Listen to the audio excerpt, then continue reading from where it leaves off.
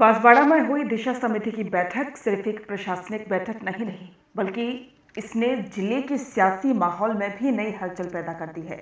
भारत आदिवासी party के युवा सांसद राजकुमार रूत ने जिस तेवर और साफ साफ अंदाज में अफसरों को निर्देश दिए, उससे ये साफ हो गया कि अब वो सिर्फ संसद में सवाल पूछने वाले नेता नहीं, बल्कि जमीनी राजनीति में भी दबदबा कायम करना चाहते हैं।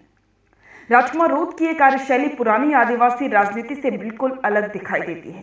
पहले जहां आदिवासी नेता मुख्यधारा की पार्टियों के साथ मिलकर सीमित दायरे में काम करते थे, तो वहीं रूत अब स्वतंत्र आवाज बनकर उभर रहे हैं।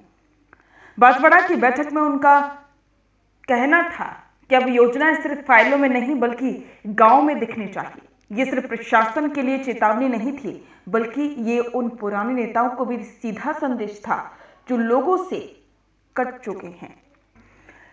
राजकुमार रूत ने योजनाओं में लापरवाही, अधूरे काम और अपात्र लोगों को फायदा मिलने जैसी बातों को भी खुलकर उठाया। जल जीवन मिशन से लेकर पीएम आवास योजना तक हर योजना पर उनकी पकड़ और जमीनी हकीकत को लेकर जानकारी ये दिखाती है कि वे सिर्फ राजनीतिक भाषण नहीं दे रहे, बल्कि फील्ड में जाकर जनता की बात भी सुन रहे हैं। यह अंदाज आज की राजनीति में कम ही देखने को मिलता है, खास करके आदिवासी इलाकों में। यही वजह है कि रूत का ये एक्शन मोड उन्हें बाकी नेताओं से बिल्कुल अलग करता है और आने वाले चुनावों के लिए भी ये एक बड़ा फैक्टर साबित हो सकता है। बांसवाड़ा और आसपास के आदिवासी क्षेत्र में लंबे समय से कांग्रेस और बीजेपी के बीच मुकाबला रहा है।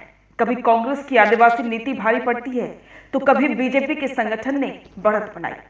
लेकिन अब भारत आदिवासी पार्टी के उभार के बाद ये समीकरण बिल्कुल बदल रहे हैं। राजकुमार रूत का ये मजबूत और एक्टिव नेतृत्व कांग्रेस और बीजेपी दोनों को सीधे चुनौती दे रहा है, खास करके तब जब कांग्रेस अपने पुराने जनाधार को बनाए रखने की जद्दोजहद कर रही है और बीजेपी संगठन विस्तार में लगी है। ऐसे में राजकुमार रूत जैसे नेता का प्रशासन पर सीधा नियंत्रण और जनता के मुद्दों पर स्पष्ट स्टैंड लेना इन दोनों दलों के लिए चिंता की बात है। इस बैठक के दौरान राजकुमार रूत ने जो सबसे अहम बात कही वो थी, नेता बनना मतलब सिर्फ चुनाव जीतना नहीं, बल्कि जनता की सेवा असली जिम्मेदारी है। ये लाइन उनके पूरे राजनीतिक नजरिए को बयान करती है। जहां कई नेता चुनाव जीतने के बाद दिल्ली या जयपुर की राजनीति में व्यस्त हो जाते हैं, तो वहीं रूत की रणनीति स्पष्ट है। स्थानीय जनता के बीच रहो, उनकी समस्याएं सुनो और अफसरों से सीधे जवाब मांगो।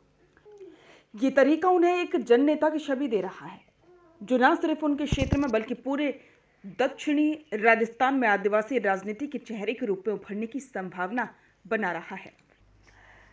2023 में राजस्थान विधानसभा चुनाव के बाद बीएपी ने अपने संगठनात्मक ढांचे को मजबूत करना शुरू किया। अब 2028 की ओर बढ़ते हुए ये दिशा समिति जैसी बैठकों में दिख रहा है कि पार्टी जमीनी प्रशासन में अपनी पकड़ बनाना चाहती है। राजकुमार रूत की सक्रियता और कार्यशैली आने वाले समय में बीएपी को न सिर्फ दक्षिणी राजस्थान बल्कि मध्य प्रदेश, गुजरात के आदिवासी बेल्ट में भी फैलाने का मौका दे सकती है। राजकुमार रूत की दिशा समिति की बैठक में दिखाई गई सक्रियता सिर्फ एक प्रशासनिक समीक्षा नहीं थी, बल्कि एक बड़ी राजनीतिक रणनीति का हिस्सा भी थी। अफसरों को सख्त निर्देश दिए गए, योजनाओं में पारदर्शिता की मांग करना और आदिवासी जनता के हक की खुलकर बात करना, ये सब उन्हें एक ऐसा नेता बनाती है जो लड़ता है, लड़वाता नहीं। बांसवाड़ा की इस बैठक में एक बात तो साफ हो गई कि आदिवासी राजनीति अब पुरानी लीक पर नहीं चलेगी। नया नेतृत्व सवाल भी करेगा, जवाब भी मांगेगा और बदलाव भी लेकर आएगा।